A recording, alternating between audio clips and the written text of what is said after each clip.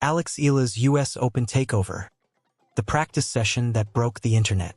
She hadn't played a single match at this tournament. Not one point, not one game, not one set. And somehow, by the time she walked off a practice court, she had already become the most talked about story of the entire US Open. What happened at Arthur Ashe Stadium on the morning of August 23rd wasn't supposed to be news. It was a training session. The kind of thing that usually draws a scattering of diehards pressed against a fence, phones half raised, waiting for something to happen. Instead, it drew a crowd so large that tournament organizers had to bring in extra security. Fans flew in from other states, not for a match, for 30 seconds of watching someone hit forehands. So what is actually going on with this 21-year-old from the Philippines, and why does a warm-up drill suddenly carry more weight than most players' entire tournaments? Stay with me, because the answer to that question starts months before New York, in a moment almost nobody outside tennis noticed at the time. And by the end of this video, you'll understand why what's happening around her right now might be something this sport has never fully dealt with before. Before we get into it, if you're new here, hit that subscribe button. This story is still unfolding in real time, and you're going to want to be here for what comes next. Let's start with the basics, because the numbers alone tell you something is different. Eala is 21 years old, and heading into the 2026 US Open, she sits at a career-high live ranking, positioning her for the best seed she has ever carried into a Grand Slam. This is her second time appearing in the US Open main draw, but this time she arrives as a completely different player, and the tournament knows it. Her training sessions are now treated like events. Her matches are being lined up for the biggest courts available. That doesn't happen because of a number on a ranking chart. That happens because organizers are staring at demand they can't fully explain with a spreadsheet. So was this crowd a one-off? A strange fluke of timing and a viral clip? Or has it been building for months while everyone else was watching the scoreboard instead of the stands? Because if it's the second one, this isn't a story about one lucky week in New York. It's a story about a slow-burning phenomenon that just happened to catch fire in the most visible place possible. Here's where it actually starts. Eala is from the Philippines, a country of more than 100 million people that has produced legendary boxers and a basketball culture that borders on religion, but had never produced a tennis player the rest of the world felt they had to watch. That changed on August 3, 2026, when Eala won her first ever WTA Tour title at the DC Open in Washington. She didn't back into it. She beat Olympic champion Zhang Qinwen in the first round, the defending champion in the second, Alina Svitolina in the quarterfinals, and Naomi Osaka in the semifinals, before coming back from a set and a breakdown against world number 4 Jessica Pegula to win the title. 21 isn't considered young in tennis terms for a first title, but what the headlines missed is what that win actually represented. It made her the first player from the Philippines in history to win a WTA Tour singles title. Not a comeback story, not a second wind, a first for an entire nation.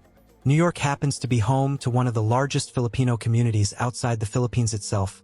Queens, Jersey City, pockets of New Jersey and Connecticut, all within easy reach of Flushing Meadows. So when people describe this week's crowds as unlike anything the tournament usually sees, what they're really describing is that community finally getting a reason to show up in force, together, for the first time. And here's the stat that reframes the entire story. After her run through the Canadian Open in Toronto, Eala had played 56 matches in the 2026 season. More than any other player on the entire WTA Tour. More than Jessica Pegula. More than Alina Svitolina. More than Mira Andreeva. More than Elena Rybakina. Every one of those players already had a Grand Slam title to their name in 2026. Eala didn't, and she was still the one who had spent more time on court than any of them. This crowd isn't reacting to one big moment. It's reacting to someone who has shown up week after week, city after city, all summer long, without disappearing the way most breakout stories usually do after a single good tournament. A one-tournament fluke fades from memory in 3 weeks. 56 matches of relentless, grinding consistency is a completely different animal, and it's exactly the kind of thing that builds slowly enough that by the time everyone notices, it already looks like it came out of nowhere. Which brings us back to that Saturday morning at Arthur Ashe. The clip that started this latest wave wasn't some carefully staged publicity moment. It was posted by the tournament's own account, showing Eala working through drills under coach Joan Bosch, and at one point trading shots with former ATP World number 3 Gregor Dimitrov, who is currently working his way through qualifying after missing out on a US Open wildcard. Nobody staged that. It just happened to be caught on camera at exactly the right moment. The comments underneath told their own story. Filipino names, Filipino flags, messages switching between Tagalog and English mid-sentence, people admitting they traveled from other states just to stand near a practice court fence.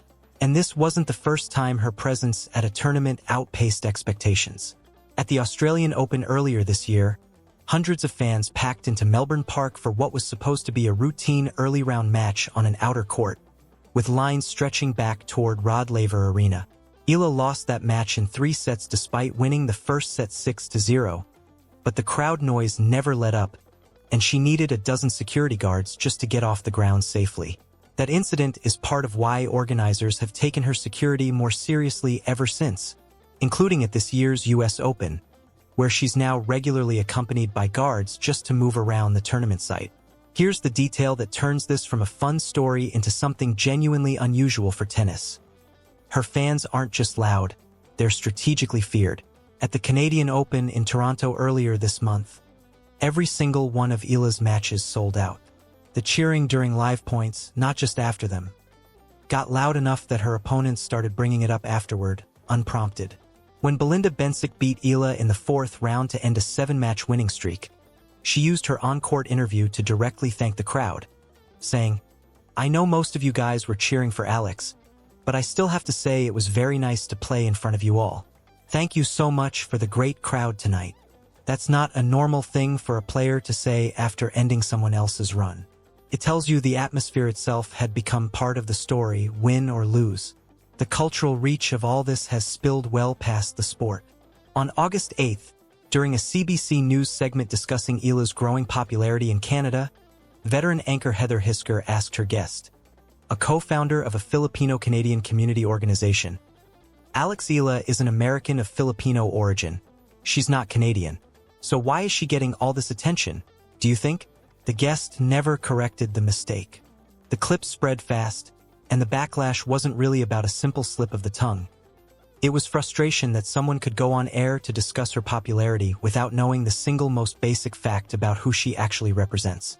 On the opposite end of that spectrum sits former US Open champion Andy Roddick, who has repeatedly and enthusiastically defended what fans now call Eala Mania on his podcast. Served. After her run to the 4th round at Wimbledon, where she beat Iga Swiatek along the way, Roddick pointed to the watch parties packing out 10,000-seat arenas back home in the Philippines and called the whole thing a movement. When you have watch parties in arenas around your country for a 4th-round match, I'm in, he said. It's great for tennis. Put those 2 moments side by side. A news anchor who didn't know which country she plays for, and a Grand Slam champion publicly celebrating the exact crowd that anchor dismissed, and you get a real fault line in how the sport is processing her rise. Eala didn't ask to be in the middle of that conversation. It found her the moment her fan base became too large to quietly ignore. Now, crowds can be loud for 1 week and vanish the next, so the smarter place to look isn't the stands. It's the money, because money doesn't move on hype the way a fan base can. On August 19th, Nike released a $42 black t-shirt bearing Eala's name, and it sold out within hours, while newly released merchandise for Carlos Alcaraz, Jannik Sinner, and Aryna Sabalenka remained available on the same site.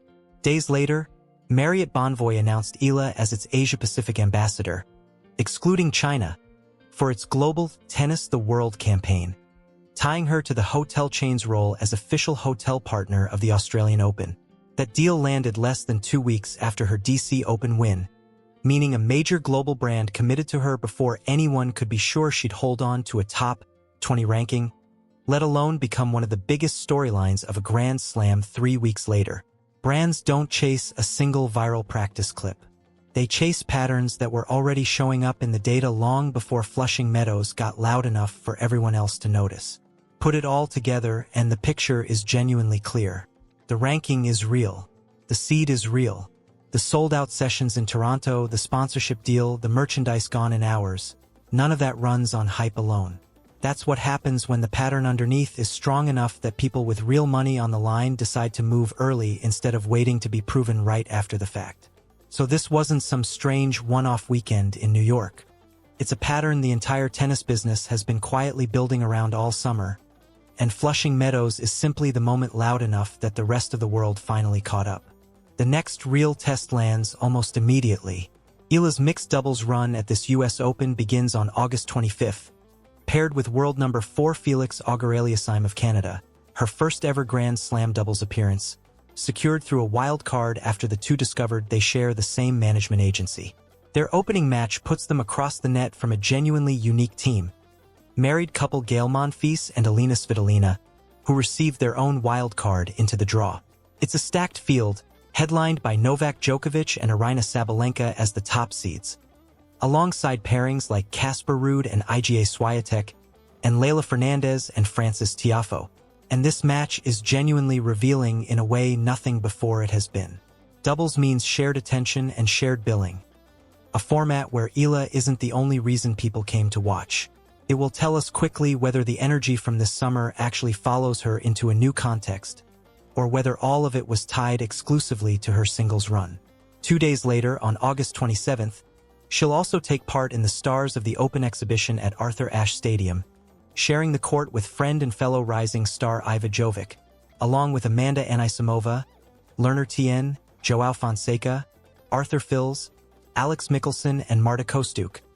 A showcase event benefiting the USTA Foundation, and one more chance for that crowd to show up before a single ranking point is on the line. Worth remembering. Right before any of that begins, a practice session with absolutely nothing on the line pulled the loudest reaction the tournament produced all week. So what happens when something actually counts? Whether what's happening right now is the peak of the Eala effect, or whether New York is just the warm-up act before the real show begins, nobody can honestly answer yet. Not the analysts, not the sponsors, probably not even Eala herself. But if that same crowd from the practice courts shows up just as loud and just as large once there's a Grand Slam match actually on the line, this sport might be looking at something it has genuinely never had to deal with before. Not at this scale and not this fast.